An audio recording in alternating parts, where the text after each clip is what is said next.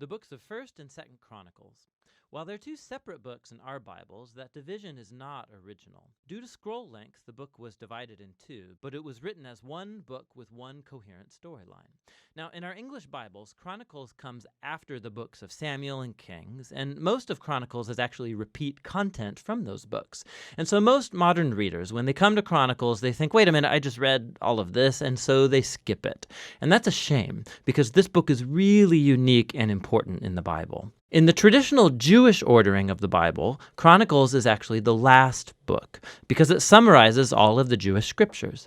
The first word in the book is Adam, the first character at the beginning of the story, and then the last paragraph announces the return of Israel from exile.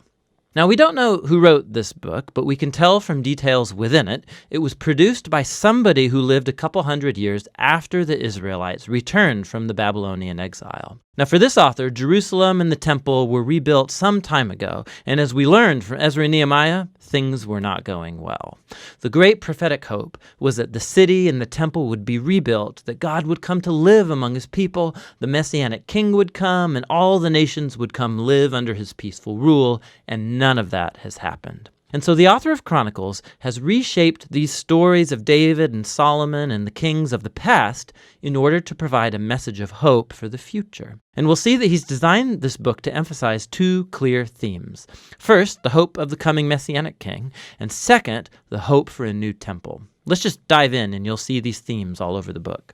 First Chronicles begins with 9 chapters of genealogies, long lists of names. And you'll read these and think that this is kind of boring, and that may be true for you, but actually they're very, very important. The author is summarizing here the whole storyline of the Old Testament by naming all of the key characters in the stories. And as he does so, he shapes the genealogies to emphasize 2 key lineages. First is the line of the promised messianic king. So lots of space is dedicated to tracing the line of Judah that led all the way to King David, to whom the messianic promise was given. And then from David, the author traces that line up into his own day. The other family line that receives lots of attention here is that of the priesthood, the descendants of Aaron, who, of course, served in the temple. And so right from the start, you can see the 2 main themes, the author's hope of the Messiah coming to build a new temple, and it's rooted in these ancient genealogies. Now, after that, the author moves into the stories about David, and most of these are going to be familiar to you from the book of Samuel, but again, there's some really important differences. So first of all, the author leaves out all of the negative stories about David, where he's portrayed as weak or immoral. So Saul chasing David around the desert and persecuting him, the story of David's adultery with Bathsheba and then murdering her husband, all of that is gone. And what's left are the stories that portray David as a good guy. And not only that, there's also new additional material that you won't find in the book of Samuel that shows David in a very positive light. So there's a large block of chapters where David makes preparations for the temple. He arranges resources and builders and Levites and choirs. And not only that, the author also portrays David as a Moses-like figure. God gives David plans for building the temple just as he gave plans to Moses for building the tabernacle. So why all this new material about David? The author's not trying to hide David's flaws. He knows that anybody can go read about them in the book of Samuel. Rather, he's trying to portray David as the ideal king in order to make him an image or a type of the future Messiah from the line of David.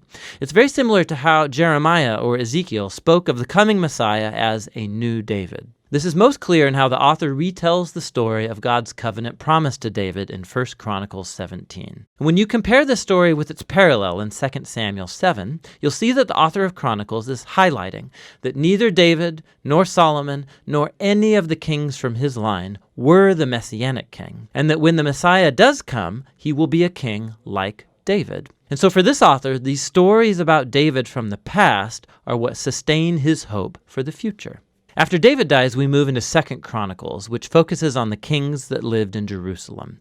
And again, there's lots of overlap with 1st and 2nd Kings, but there are many key differences. So the author has left out all of the stories about the kings of northern Israel, so he can just focus on the line of David. And there's lots of new material about these kings from David's line. He highlights the kings that were obedient to God, and he adds new stories about how their obedience led to success and God's blessing. But he also adds new stories about kings who were unfaithful to God. They didn't follow the Torah, they led Israel to worship idols, and these kings face horrible consequences, all leading up to Israel's exile, a mess of their own making. And so this whole section becomes a series of character studies where the author wants later generations of Israelites to learn from their family history, and so become faithful to their God and the Torah. Now, the book's conclusion is really unique too. At the very end of the book, the king of the Persians, his name's Cyrus, and he tells the Israelites that they can go back home, return from exile, rebuild the city and the temple.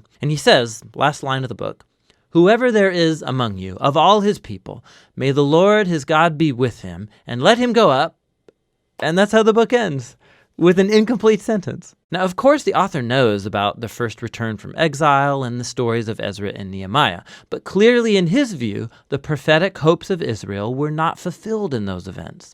And so this incomplete ending shows that the author's hope is set on yet another return from exile, when the Messiah will finally come to rebuild the temple and restore God's people. And so the book of Chronicles, it's the final book of the Jewish scriptures. It ends by pointing forward. It calls God's people to look back in order to look ahead, because the past has become the source of hope for the future.